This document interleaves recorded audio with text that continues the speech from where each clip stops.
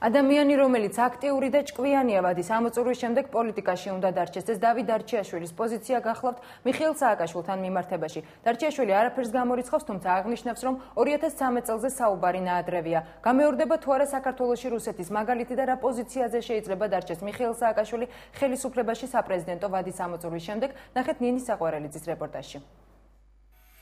ჩემის აზრით პოლიტიკაში უნდა დარჩეს ადამიანი, რომელიც აქტიურია, ნიჭიერია და ძალიან ბევრი გაუკეთებია მიუხედავად. დავით დარჩიაშვილი ფიქრობს, რომ ქვეყნისთვის გაკეთებული სასიკეთო საქმეების გამო სააკაშვილი პოლიტიკაში პრეზიდენტობის ვადის ამოწურვის შემდეგაც უნდა დარჩეს.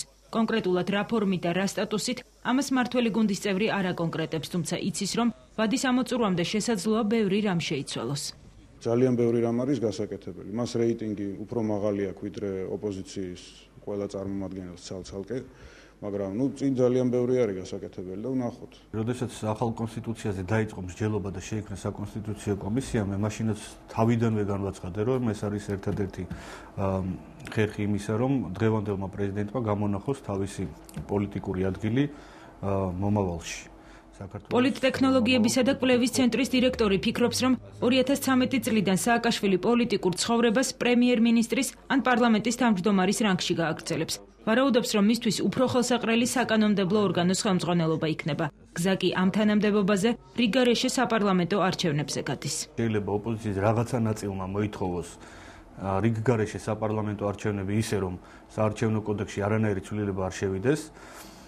და ხელისუფლება დათანხმდეს ასევე და დათანხმდეს აი ამ საპარლამენტო არჩევნებზე და გაძლიერებული შემადგენლობით შეხვდეს 2013 წელს, როდესაც უკვე ფაქტიურად დღევანდელ პრეზიდენტს ვადა ამოიწურება. არ არის გამორიცხული, რომ რომელიმე მაჟორიტარულ არჩევნებში მიიღოს მონაწილეობა 2013 წელს, რომელიმე რაიონიდან გაიმარჯვოს და შევიდეს და შემდგომ გადათამაშდეს და რაღაც პარლამენტის თავმჯდომარის ფუნქციას დაეკისროს. გამორიცხული არც ის არ არის, რომ ედუარდ შევარდნაძე გახდეს საქართველოს პრეზიდენტი მაგალითად. თეორიულად ცოცხალია, კანონი არ უგზავნის კენჭისყრას და რა იცით რა ხდება ასე. რესპუბლიკელი ბერძენიშვილი თეორიულად არაფერს გამორიცხავს. ამბობს, რომ პრეზიდენტის სურვილი დარჩეს ხელისუფლებაში მისთვის გასაგებია, თუმცა რეალობა, რომელიც დადგება, განსხვავებული იქნება. სააკაშვილს უნდა ხელისუფლებაში დარჩენა და მისმა მომხრეებმაც იციან, რომ სააკაშვილის გარეშე არ ვარგია. მაგრამ რა თქმა უნდა, ცვლილებები იქნება. მიშა სააკაშვილიც წავა, დარჩიაშვილიც წავა პოლიტიკიდან, სადაც მისი ადგილი არ იყო არასოდეს ჩემი აზრით. პრეზიდენტობის ვადა მიხეილ სააკაშვილს 2013 წელს ეწურება. ფრანგული ჟურნალისტვის მიცემულ ინტერვიუში მან თქვა, რომ პრეზიდენტობის შემდეგ პოლიტიკაში დარჩენაზე ფიქრობს, თუმცა საქართველო დემოკრატიული ქვეყანაა და ის პუტინის გზას არ გაიმეორებს. ლარის დევალვაციის პროცესი გრძელდება. ექსპერტთა ერთი ნაწილი პასუხისმგებლობას ეროვნულ ბანკს აკისრებს. მათი აზრით, ბანკს რეზერვის გამოყენების სიტუაციის დარეგულირება შეუძლია. ამის შესახებ არაფერს ამბობს თავად ეროვნული ბანკის წარმომადგენლები. რა არის ლარის კურსის ვარდნის მიზეზი, რა პოზიცია აქვს ფინანსთა სამინისტროს და აისახებოთ თუ არა ლარის კურსის ვარდნა ფასებზე. ნახეთ შორენა ხვიჩიას რეპორტაჟში.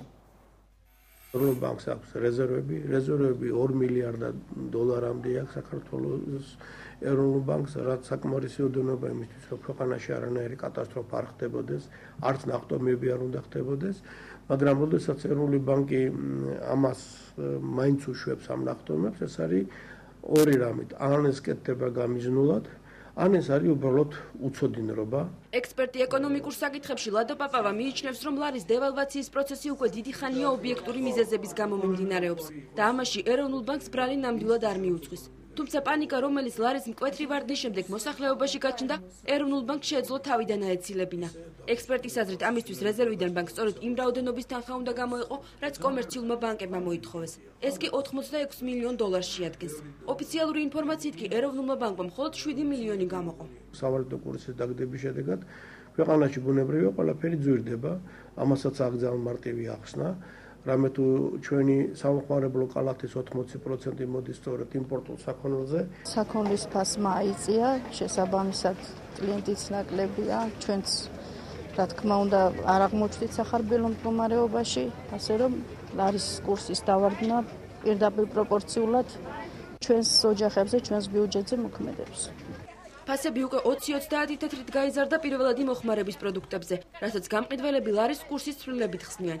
ამ მოსაზრებას არ იზიარებს ფინანსთა მინისტრი და პროდუქტის გაძვირებას მოვაჭრეების მოგების სურვილით ხსნის. ის რყევა რა რყევას დღეს ხორციელდება და რომელიც დაახლოებით მაქსიმუმ 3%-ის ფარგლებში მერყევს, თავისთავად ვერ იქნება ვერც ერთი ფასის რყევის გამომწვევი მიზეზი და თუ ვინმეს უბრალოდ სურს რომ ამას დააბრალოს თავისი მეტი მოგების მიზნით ფასების გაზრდა, ეს ძალიან ცუდია.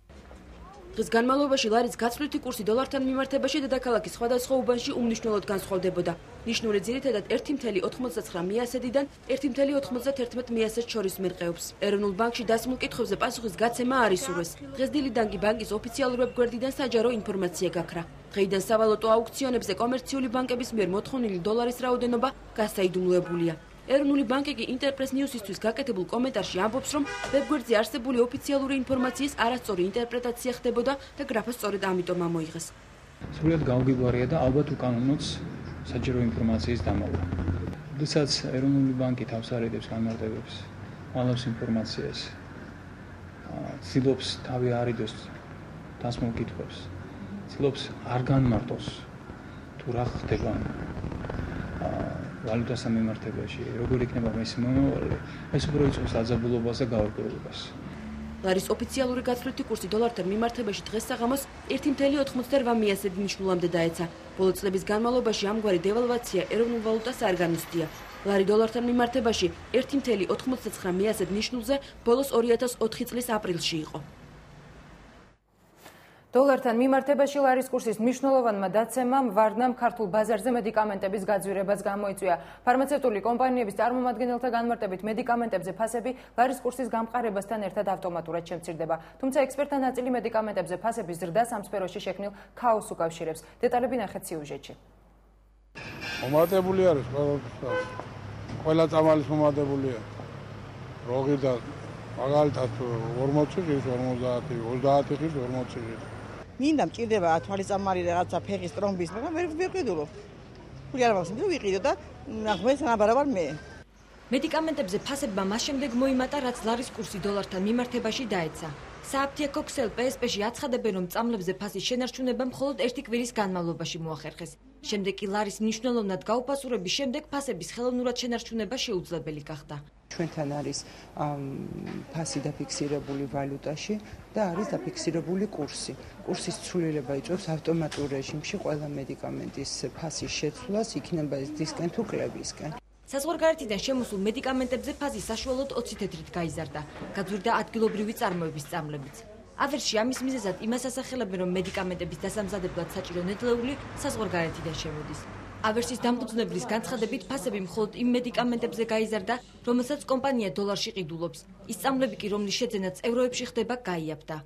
ლარში მოხდა 6%-ის ფარგლებში გაზრდა მხოლოდ იმიტომ, რომ ლარის კურსი 1.75-დან შეიცვალა არის 1.88, 1.90 და მხოლოდ ამ განაპირობა ფასის მიმართება. არასამთავრობო ორგანიზაციის ხელმძღვანელი დოლარის კურსის ცვლილებას წამლების გაძვირების მხოლოდ ერთ-ერთ მიზეზად მიიჩნევს. ის ამბობს, რომ მოქმედი კანონმდებლობით შეუძლებელია იმის შემოწმება, რამდენად ადეკვატურად გაზარდეს კომპანიებმა ფასები. ექსპერტი ამბობს, რომ ფარმაცევტული კომპანიები ხშირად დოლარის კურსს საკუთარი ინტერესებიდან გამომდინარე ცვლიან. შევიძინეთ მედიკამენტები საბურთალოს რაიონში, ვაკის რაიონში, შევიძინეთ მედიკამენტები გლდანში. ერთი დღის შუალედით, ანუ წინ დღეს, მერე მომდევნო დღეს თვითონ ამ პრაისებზე, აი ახლა მე თქვენ გაჩვენებთ ამ პრაისებს, აი აქ არის მითითებული დოლარის კურსი, აი თქვენ ნახავთ 1.36. ასეთი კურსი თქვენ გინახავთ საერთოდ ამ ბოლო პერიოდში? აი ეს არის ერთი დღე გლდანში, აი ეს არის მეორე დღე. სადაც ჩვენ გვაქვს მითითებული დოლარის კურსი 1.75. აი თუ კი ავერს შეუძლია ასე არეგულიროს დოლარის კურსი რაიონების მიხედვით. ეხლა თქვენ წარმოიდგინეთ, რამხელა შესაძლებლობები აქვს მოახდინოს манипуლირება ფასებით. მარინა ერაძე ფარმაცევტულ სფეროში ქაოსის მიზეზად იმას ასახელებს, რომ სახელმწიფო მედიკამენტების ფასების დარეგულირებაში არ ერება. ექსპერტები ვარაუდობენ, რომ ლარის გაუფასურებასთან ერთად შესაძლოა მედიკამენტების ფასებმა კიდევ მოიმატოს.